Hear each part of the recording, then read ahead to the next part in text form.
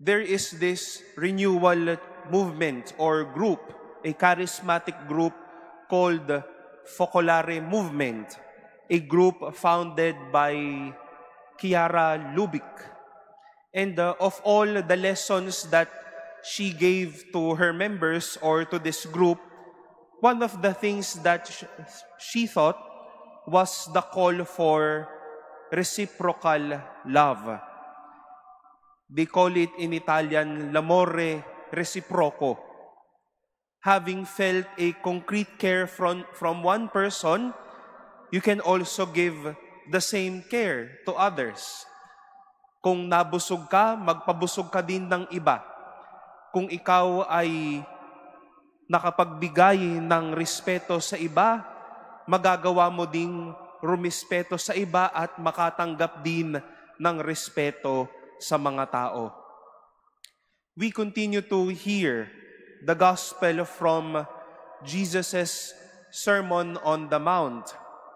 And part of today's gospel is the known golden rule. Do to others whatever you would have them do to you.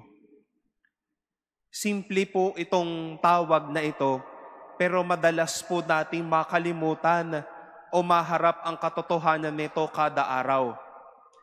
This golden rule is a concrete way of expressing reciprocal love. People express their gratitude to you because they experienced a grateful person from you. People are lending a hand to us because they felt a generous person from then on from you.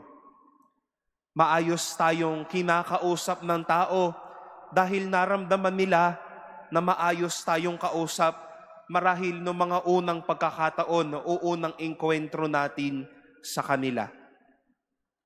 On the one hand, this might be the problem today. Gusto natin na galangin tayo. Gusto natin na ibigin tayo. Tratuhin tayo na mabuti. Sabihan tayo ng magagandang bagay. Pero baka hindi naman tayo gumagalang.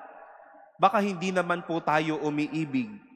Hindi naman tayo nagtatrato ng mabuti sa iba.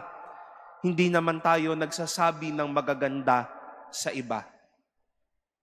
Instead of doing to others whatever you would have them do to you, we treat them in just the opposite way. We treat them badly, resulting to some bad results or maybe expressions afterwards. Reciprocal love has been the heart of God. God loves, so we can love Him and we can love others. God cares so that we can care for others and care as well for God.